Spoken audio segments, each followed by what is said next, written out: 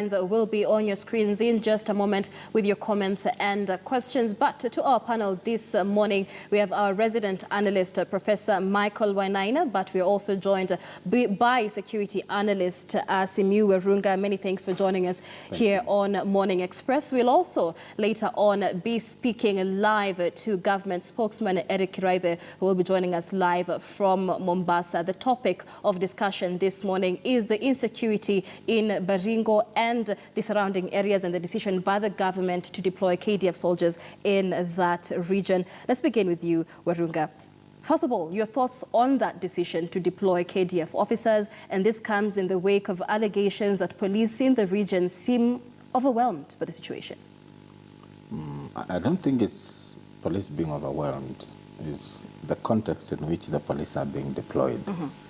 The circumstances under which the police operate in this country is politicized. So even decisions that are made by police commanders on the ground can easily affect them when they are doing their things.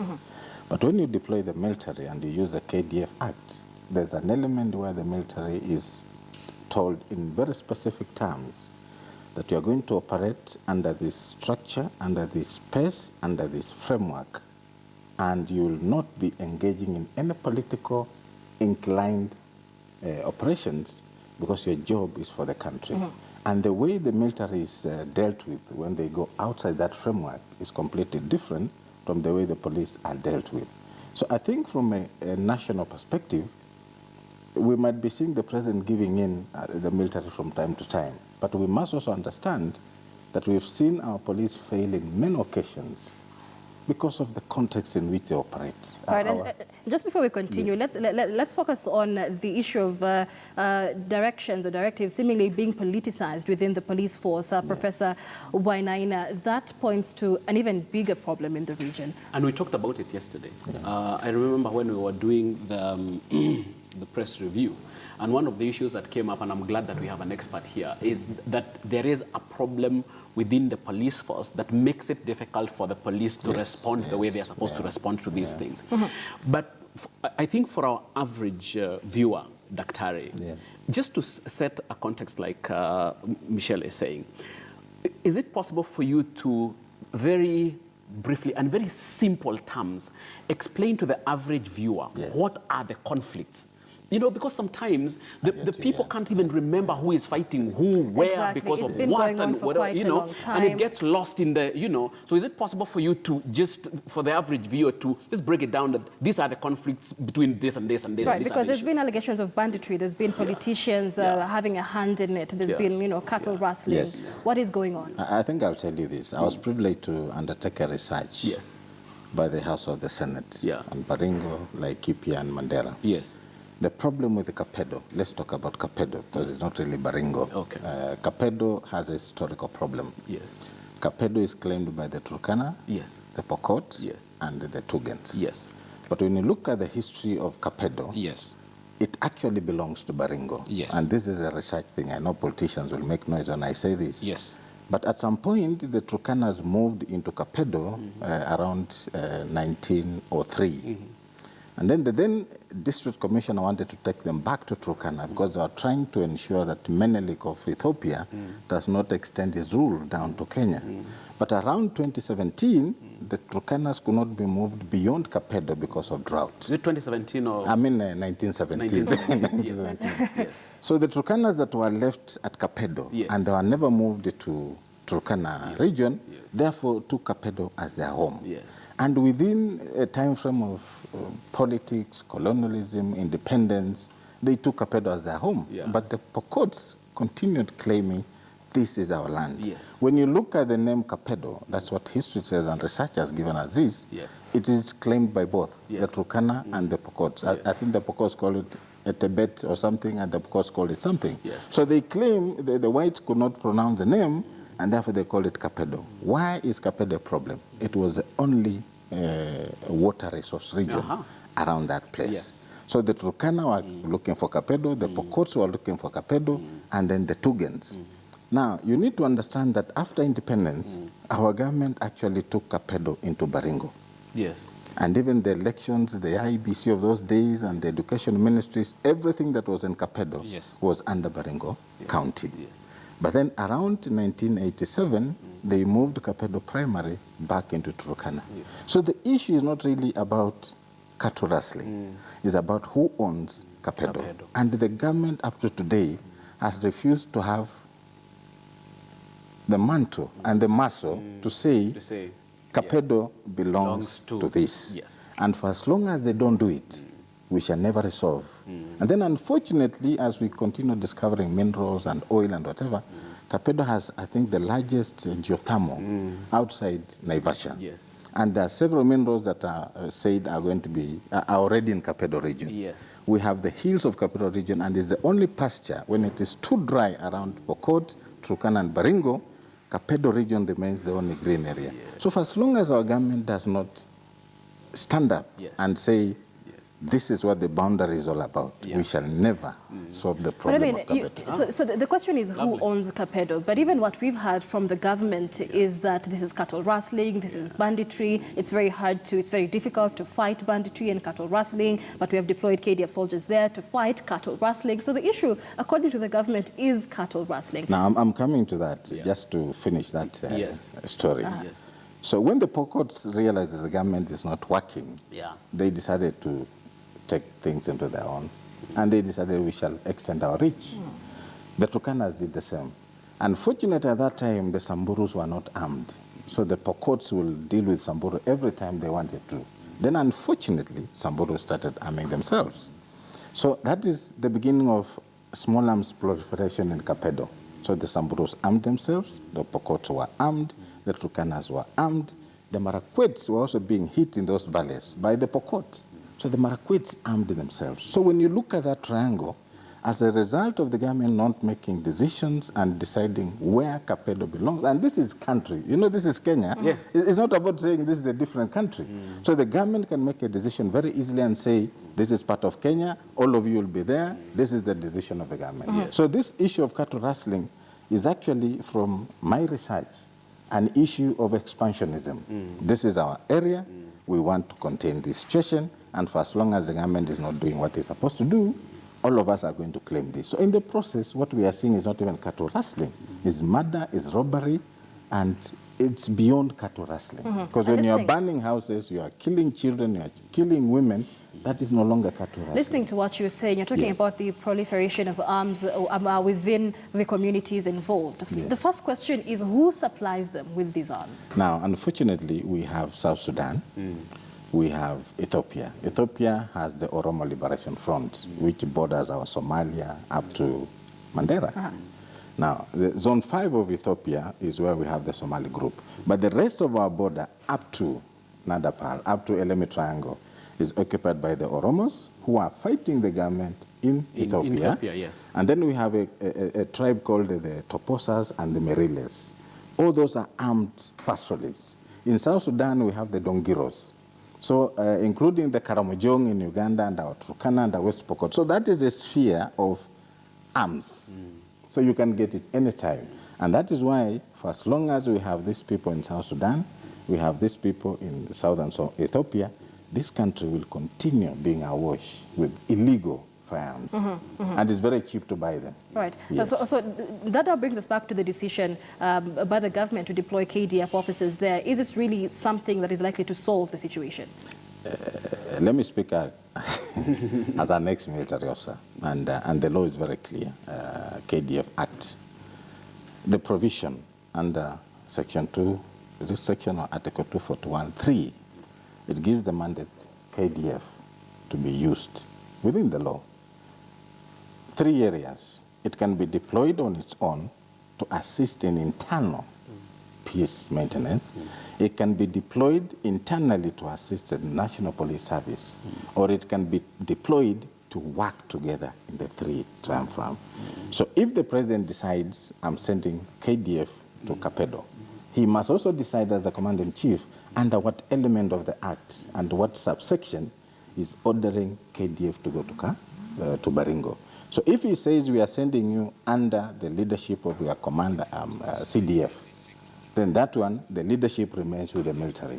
But if the president sends the military to go and support the national police, then the inspector general is in charge. So depending on what the commander-in-chief and the National Security Council has decided, because the president cannot decide on his own, it must be a decision of the National Security Council. It must be taken to Parliament.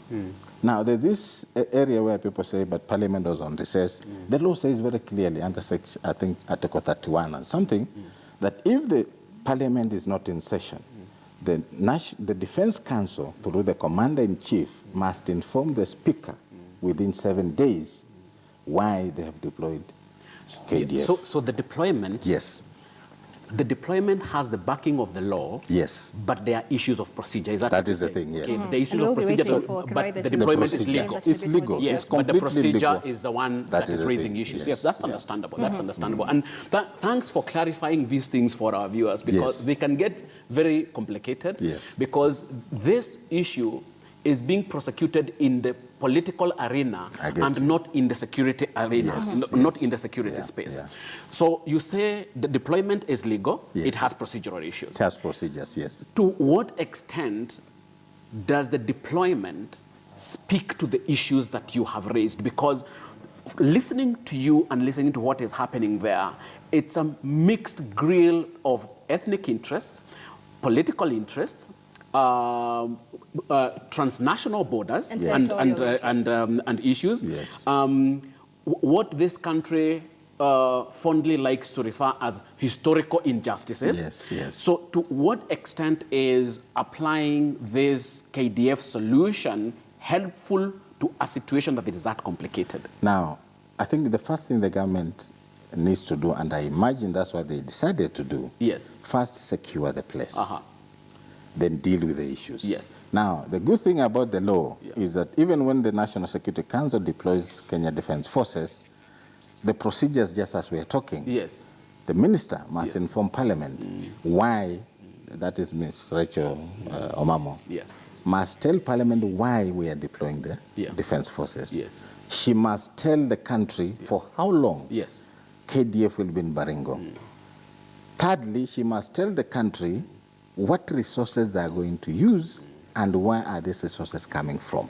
Are they from the contingent planning, or is this money coming directly from the exchequer so that they are funded to do that operation? Because in most cases, these kind of operations are not budgeted for. Okay. Because they are not part of the budgeting, you see? So all these things, if they are followed properly as per the law, KDF is legally in Baringo. Okay. All right, and just before we bring in Michael, there's already been allegations of violations of human rights by KDF to the residents of Baringo. They say these people are not here to protect us, they're here to kill us. As an ex-military, what happens during these operations? They're supposed to keep the residents of Baringo safe, but they're adding on to the torture that they're going through. Let me get back to the law, because we believe in the law. There's something under the KDF Act called the guiding principles for KDF operation. And one of the elements that is written in black and white, human rights violations, is a no-go area. That one is very clear in the law. So what I expect, and I know they never come out in public, anytime an allegation is made and KDF does its own internal investigations, I know there are serious punitive actions that are taken on the leaders and the commanders who were in charge. You remember the Mount Elgon. There's an officer who was in charge. It never came back out into the public. But after that operation, the officer went through a court-martial because of the same allegations, and the officer was sacked. So internally, I know they are very rigorous in how they deal with issues of human rights. But it all depends on the commander on the ground, because a military commander on the ground has vast powers. He can decide, if you do this today, I'll send you back to the camp, and 2 days you'll be in a court-martial. So it is really up to the commander on the ground to ensure that the rules are followed. But yes, the military are members of the public. They are part of us. So once in a while, they sleep. But I know the issues inside the military are so rigorous that if it is proven that an officer was in charge of his men and women, did not do his or her work, it is so punitive that it is so rigorous, punitive, and so fast that those who remain will never want to be part of this. Right. But I agree. Once in a while, people violate these things, but it is always good when people come out and say, this is what happened, have evidence, and then it will be taken through the rigorous procedure of the military. All right. And I'm not defending the military, I'm just following the law, so that the Kenyans know that the law is very clear, the military is deployed within the law, but the procedures must be followed. Yes. Because the notion among many Kenyans is the military really does not have anybody to answer to. But Michael, let's have you come in with any feedback from social media and perhaps any question you have? Yes, and a quick reminder that, well, the subject that we're having this morning is on State of the Nation, is to do with security, and specifically the cattle rustling that we've been told is the issue. But of course, from what we are hearing from Dr. Simiyu, that may not be the issue. But let me just first of all read some of the tweets that are coming through. And we have Elizabeth that says, it is good to finally get clarity what the issue is. We've always thought it's about cattle, and you've just defined and told us what the issue is. We also have Joseph, who says the government seems to deal with problems from a top level, not from the bottom level. And I guess what he's trying to say here is that we're dealing with the effects of an issue rather than the cause, as opposed to that. But if, Dr. Simiyu, you've said that the issue is not to do with cattle rustling. It's more to do with ownership and who owns who, and rather who owns where. And this is something that, of course, has not happened. And if that is the problem, why can't the government simply step up and just call the shot and say this belongs to so-and-so and have that settled? Why is it something that the government has to keep going around? And this is not just this government. Yes. Previous regimes have also scuttled around it. Yes. Why would it not just be, if the issue is that simple, why not just call the shot? I think that's the question. Those who know the problem like us keep on asking ourselves. Because this is Kenya. You know, we are not talking about an international boundary. Yes. This is part of our country. So the government just to come up and say, this is the history. I have that report. It talks at length what Kapedo problem is. And for some reason, the previous governments used to jump. Today, they'll put this station under Baringo. After 6 months, they'll put it in Turkana. After 1 year, it is back in Pokot. So they've been shuffling the issue of ownership of Kapedo. And Michael, I'll tell you this. For as long as the government does not deal with ownership of Kapedo, I call it the triangle, we shall never have peace. So from your expertise, yes, what is it that would cause the government not to do that? Is there political capital that possibly they would lose out on? If they call the shots on one and not the other, maybe they'll lose out with the whole group. Why would it? And it also seems, maybe also address the issue of timing.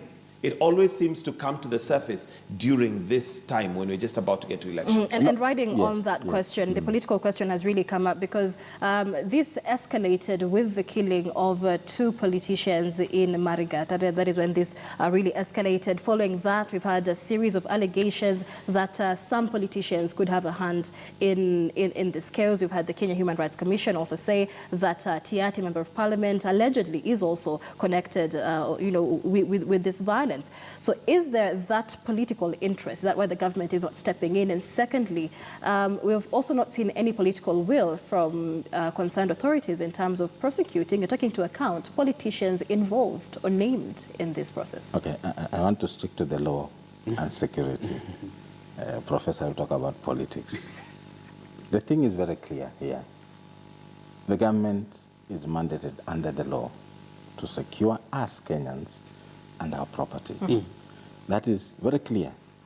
Number 2, we don't govern the interests of the Kenyan people through political interests. Once you've been given the mandate by the Kenyan people to govern them, then it is your responsibility, even under the UN, to maintain law and order. There's something political scientists will tell you, something called state fragility. You know, when the state becomes fragile, it cannot be able to sustain itself. It cannot have the monopoly to use its organs of state to maintain law and order. Then it has serious repercussions on the international stage. 1, in terms of visitors, 2nd, in terms of direct foreign investment. And actually, the grading of the country is measured within the premise of how safe and secure, how strong is the government in terms of security, internal and external. So the biggest problem we have in this country, and I don't want to go into the politics, look at the demographies of Kapedo. We have the Pokot West, then we have the Pokot east. Then we have the Turkanas in the middle. Then we have the Tugans on the hills. So for as long as the government does not stand up, and I'm trying to answer your question, the government can wake up tomorrow or tomorrow call a press conference and say we are sending IEBC, because that's the mandate of IEBC, internal boundaries and constituencies, that is the mandate of IEBC, to go and demarcate, delineate the boundaries of this place once and for all. And then once it is done, it is now the government to maintain law and order in that place. So for reasons that I cannot fathom, that has not been done from President Kenyatta, the older Kenyatta, President Moi, President Kibaki, and now we have President Kenyatta. For reasons I cannot explain. And before we hear from government spokesman Eric Raitho on why the government has not acted, Prof, your thoughts on this? Are you reading mischief into the fact that experts seem to know what the problem is? I'm sure they've told this to the government, but nothing has been done by several regimes.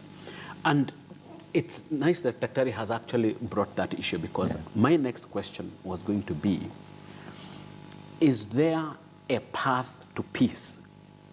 Not from a political point of view, but from a security and governance point of view. And if I hear you correctly, you are saying there is. Yes. That there is a path to peace. Yes. There is a way in which this can start to be solved. Yes. But there is you say that there is no political will to do it. And if I may ask, do we know what the political class has to gain by not solving this problem? Because I don't think that they would just sit back and not solve a problem that is solvable. There has to be a reason why they're not solving it. And knowing politicians, is there political capital to be gained by not solving the problem? Okay, I don't like going into politics. I know. But let me say this. Yes. This country's politics is very complex. Yes. So every vote is very important. Yes. Two, you need to have influence in this country. Yes. So whether it's a demagogue, whether it's a warlord, whether it's a nice politician, if that person and his people are people with you, you gain. But I think the issue here is, why is it that we know the problems?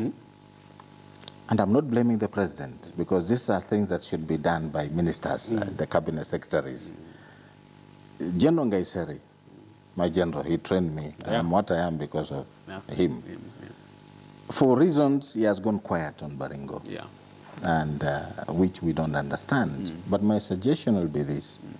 Let the government take those who are supposed to do their job. Surveyors, IBC, government functionaries, policymakers, deal with the issue of Kapedo. The same thing that is happening in Laikipia. For as long as you don't solve the problem of ranches in Laikipia, for as long as we have Maasais who are now occupying 10% of the whole of Laikipia, 51% is owned by ranches, 15 ranches. So this is Laikipia situation. That was going to be our next point of conversation. I'm just tying this so that as we come there, so that if we know all these problems, then I cannot honestly answer you why we are not sorting them, because problems are known, solutions are being thought through, but nothing's being done. And we should be hearing that from the government. But also, now we understand the situation in Baringo. The situation in Laikipia is one that is also brewing. We've seen very recently the killing of Tristan Vurspu. He was a rancher, a British rancher in Laikipia. And people also don't understand the issue. People think Maasais have just been told by the British ranchers, don't come graze your cows here anymore, and that's why the Maasais are angry. What is going on in Laikipia? Do for us a Laikipia 101, the way you have done for us, a Kapedo 101. It's very enlightening. What's happening in Laikipia? Let me take you through briefly, because one of the areas I do the research on was Laikipia also. Yes. So the Maasais are the original Maasais.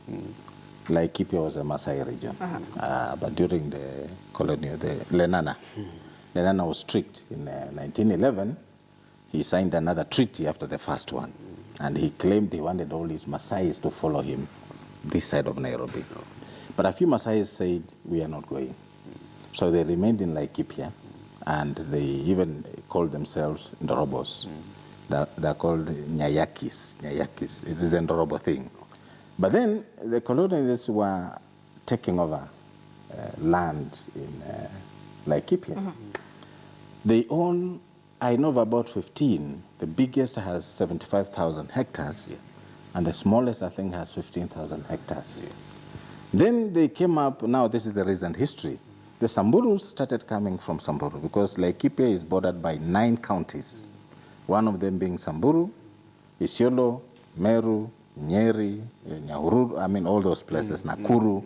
So the Samburu started coming from Samburu. Initially they were being welcomed because pasture was great in Laikipia.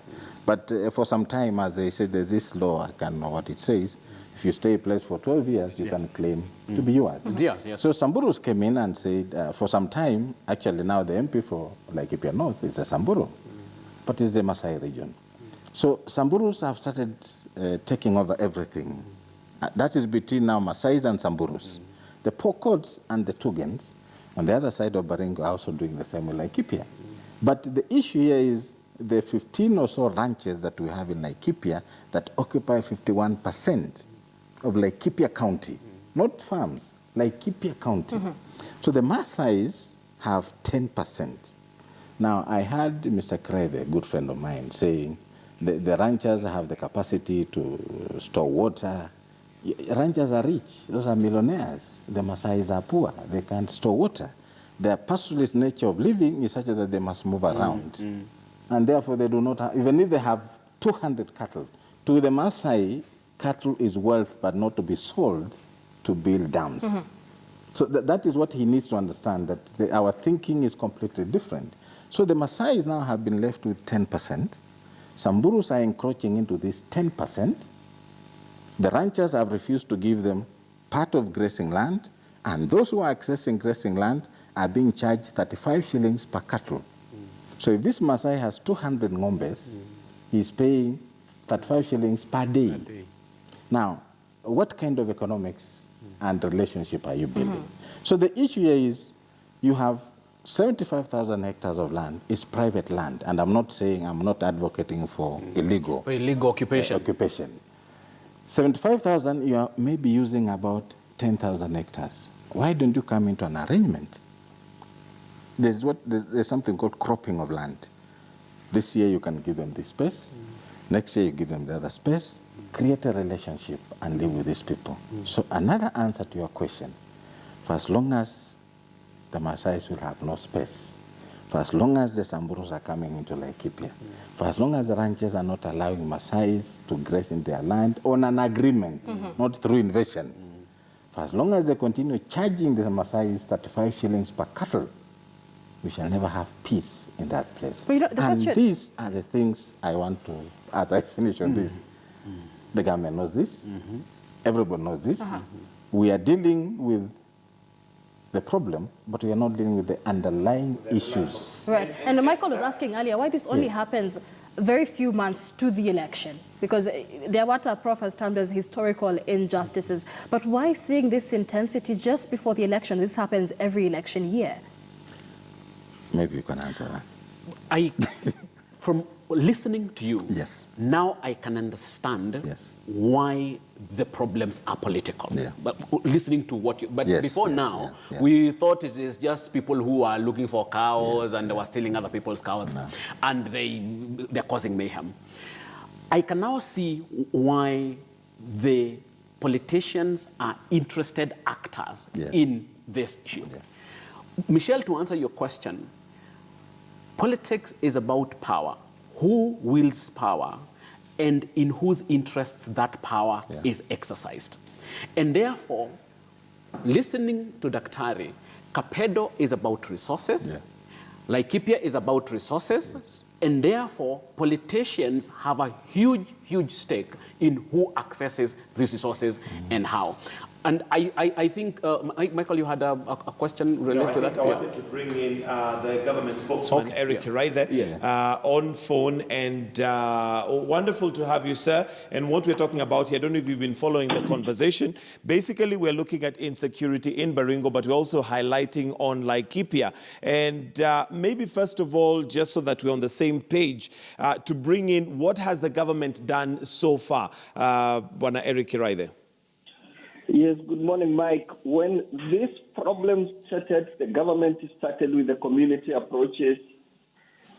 Then we went on with the low-key, quiet police operations. Then all this did not work. So we went to large-scale operations, and now we have called in the KDF so that they can give us the logistical support which we need to ensure that normalcy is restored in this area. Okay, and the same with Laikipia. We are having a simmering problem that, well, there seems to be nothing that government has done so far. Well, the government has done a lot. There has been a lot of meetings between the communities concerned and the government so that they ensure that as we endeavor to overcome the effects of drought and as the government gives the relief it can give for human beings and what it can do to alleviate the death of animals, we have been trying to say that we can coexist, they can be assisted within a framework that respects the right to property, which the big ranchers equally have. But a section of politicians, a section of civil societies continue urging the people that these things are historically yours, you know, what was happening in 1900, and these are the efforts that are defeating the government targets. But desert as it may, the government is still committed to the rule of law. The government is committed to defend the property of every person legally present in Kenya. And the government is also committed to do all that which can be done to ensure that the effects of drought are alleviated. Okay, Mr. Kiraithe, let's come back to Baringo, where we've had a perennial problem for years. It's not starting now. And from what we hear from the security experts is that the problem is not about cattle rustling, and sending in KDF is, as it were, dealing with the problem from the top as opposed to going to the root cause. How much intelligence has the government deployed to look at the actual problem? And secondly, what is the objective of KDF? Is it just to make sure that there is peace and normalcy that is returned into the area? But how are we dealing with the root cause of what has brought the problems in this area? The fact of the matter is that whereas we are restrained to comment on ongoing operations, we don't really want to go to the details of ongoing operations, what will be done and how it will be done. What you and I know is that there are people who have been holding weapons, either illegally or legally. But they have used these weapons to invade people's land. They have used these weapons to kill women and children. They have used these weapons to start senseless communal wars where people have lost life, and the government cannot simply sit back. Every rule in the book, every legal use of force shall and will be applied to ensure that those people are disarmed and we don't lose any more lives in this country. Yes, Mr. Kiraithe, we have been schooled a little bit into the historical nature and the complications around the issues in Kapedo and in Laikipia. And listening to you, you are talking about deploying KDF to restore normalcy. But from where we are seated and after what we've been told by a security expert here, we are dealing with very deep-rooted and complicated problems. My question to you is, from the government's perspective, how does normalcy look like? How do you define normalcy now, and how do you work towards that normalcy? But most importantly for us, given the background we have been given, what does normalcy look like from the government's point of view? Normalcy is very simple here, Mike. I don't know the expertise of these security experts, and I don't know what they are talking about history. What we are saying is that over the years, we have increased in population. And however much we talk about history, we shall always have limited land against an increasing population in all places of Kenya because of improvement in health, improvement in nutrition, and of course a lot of other factors. We all have some piece of land we call ours. The people in Baringo East have got land they call theirs. They have cattle they call theirs. And you cannot, it will not expand. And you cannot expand it into Laikipia. You cannot expand it, for example, the Pokots cannot expand it to the area of the GMC. The GMC have always been there in those areas, and that's besides the point. If we have drought in one area, we have drought in the next. If the people neighboring us have managed their livestock better, they have kept their livestock at numbers that can be sustained within what is the land they have, then what we need to do is to copy those examples, not to try to uproot all communities so that we can accommodate what we perceive to be our interest. The bottom line here is that in Kenya, we are a country ruled by the rule of law. There is a law on how you acquire land. There is a law on how you solve your drought problem. And there is a law on the fact that your rights should never be enjoyed, either individually as a community, to the extent that other people lose their lives, other people lose their land, or they become internally displaced. So we are asking those people, normalcy is you live within the law. Telling us about 100 years, there are systems to solve historical injustice, which I might not agree with. And experts are totally divided on this. If you try to return the United States of America today 100 years back, if you try to return Kenya 100 years back, if you try to return the United Kingdom 100 years back, that concept of human rights, of historical justice or injustice or whatever you call it, does not apply. Respect the law we have in this country. We have a constitution. Normalcy is when all of us are pursuing our goals, our ambitions, our political ambitions, our material ambitions within the established laws in this country so that all our children can go to school. Next question. Our security analyst in studio this morning is Dr. Simiwa Runga, who would like to respond to what you just said. Thank you, Mr. Kraide. Welcome, sir. I think it is important, and I'm not arguing with what you've just said, but I think school has taught us that if you want to solve a problem, you must understand the underlying factors. Why I gave this history is that even as we are dealing with what we are dealing with in Laikipia and Baringo, there have been underlying factors that have contributed to this problem. And yes, I even mentioned that nobody is allowed to take anybody's land outside the law. But I think it is important that solutions are made when you understand the underlying factors, deal with those factors, then deal with the security problem. Yes, we have what we call immediate actions that will be dealt to put some order into what is happening in those regions. But I think as a nation, as a people, we also know that you can never solve problems without dealing with the issues that are bringing those problems. It's not about historical injustices, it's just about understanding why we have this persistent problem. And I know, Mr. Kraide, you're a senior police officer. I know you've not retired from the police force, service. You understand that we've been dealing with Baringo and Kapedo for aeons.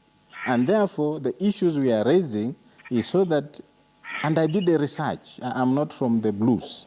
And we've worked with you for long, you know this. So therefore, the idea is this.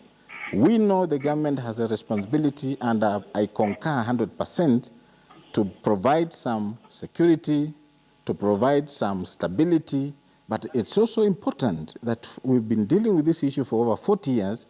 What is it that we've not been doing right? Probably as a government. And therefore we start looking at it as we make people follow the law and obey the law. That is my argument. And that's where I stand. Mr. Kiraithe, even as you give your closing comments, there have been very serious allegations against the police in Baringo who have been seemingly very lax on the situation. And there have also been allegations that directives coming from the top commander of the police could be politicized as well. Well, what I would want to tell you is that about Baringo and Baringo East, about Tangulbe, about Churo, about Amaya, about Mokutane, about Olalaber, these are places I have walked on foot and fought out pitched battles for more than 3 years. And I think there are few people who understand that area more than I do. However, I agree with Mr. Werunga, there are deep-seated problems. The problem is that we have refused as communities to change our lifestyle against changing the socio and economic environment, against less and less resources. Range management practices where we take pasture to the cattle and not cattle to the pasture. These are things which will take time, but the government is doing all it can do. I can tell you those police officers have been very impartial and restrained to the extent that 2 of the casualties are actually police officers who restrain themselves from using firearms while the others feel that they have the impunity to use their firearms. However, any misconduct by police officers will be investigated, and I can assure Werunga that we shall continue working together with the experts, with those who have studied the area. I know this man. I know he has dedicated quite a good part of his life studying security and looking at longer-term solutions. But as at this time, what the government is saying that let's do whatever we are doing within the rule of law, and let's pursue the solutions to our problems with due regard to the rights of the other Kenyans as guaranteed by the law, by the Constitution, and by other international conventions. Coming to you in just a moment, but at this juncture, we'd like to release our viewers on KTN Home. Remember, Life and Style is coming up next, but we will be continuing this conversation with the government spokesman Eric Kiraithe and our security analyst Dr. Simi Werunga right here on Morning Express and on KTN News. All right, let me Mr. Kiraithe, the one question that you haven't addressed now is towards the allegations that have been directed towards the police. And the allegations there are that the top directives coming to the police may be politicized as well. Is there some political capital in this, considering that we're seeing these incidents recurring just before the general election? Well, I think that police, due to the nature of their work and the nature of the challenges, like the situations in Baringo, will be subjected to all kinds of accusations. But I can tell you that I am actually unable to see, in the absence of any hard and fast proof, I am completely unable to see what political interests a police officer would have in Laikipia, would have in Baringo. Be that as it may, if anybody has any proof or wherever that any police officer is unprofessional, then that will be dealt with as an individual. It is not government policy. However, the police officers who have gone there, we all know for a fact they have been very, very restrained. They have tried to be very, very professional. They have used negotiation. They have used persuasion. But none of these have worked, to the extent that people occupy land in the name of looking for pasture, but end up burning property and murdering the owner. That one now is not acceptable in a civilized democratic society. Yes, Mr. You have said that most of what, or a lot of what is being done to contain the situation seems not to be working, and therefore the government seems to be escalating this militarily or in terms of law enforcement. Dr. Simiu has been talking about long-term solutions to problems that are perennial. He's been giving us a historical perspective of over 100 years. My question would be, now that you are escalating this military solution from one level to the other and you are yet to get solutions, is this linked to any long-term solutions that the government is working on, or are we on a perennial policy of just quelling the conflicts and enforcing the law without a long-term view of what we need to do to solve the problem? Well, there is a very huge and long-term view of what is being done. You know that the number of dams commissioned in that area. You know that the number of roads built in that area to open up. The school feeding programs to be able to educate the children because they are tomorrow's generation. You know that there is a lot of civic education and other institutions. UNDP have been sponsoring World Vision. But for these long-term solutions to work, there must be a level of the rule of law. At some point, even the Red Cross had to withdraw. What we are saying that the current escalated law enforcement effort will actually be reviewed regularly. It will be reviewed continuously so that immediately it is possible. This one is withdrawn, and we continue with the Nyumba Kumi, we continue with the community policing, but we cannot continue with those if women, children are being displayed in school, people are being killed, police are being shot at, and generally, some sections of our own society become a menace to the others. It becomes impossible for coexistence. If you look at the UN Declaration of Human Rights, and you look at Article 29(1)(a) says that it must be recognized that the enjoyment of the fundamental rights and freedoms can only be enjoyed by individuals in an environment where others are doing it. And the welfare of the greater society will have to supersede the enjoyment of our own rights. So all these things shall be done, but in an environment where everybody is peaceful, not where all communities are being removed and uprooted from their land. Please stay on hold, Mr. Karaithe. Dr. Simiyu, your response to what Mr. Karaithe just said. I want to, Mr. Karaithe, with due regard, I've held you in very high esteem for a long time. But I also know you understand what is crime management. There's that simple diagram called the triangle of crime, where there are factors that build into a crime. And these factors are the ones that are creating criminality and criminals in Baringo and in Laikipia.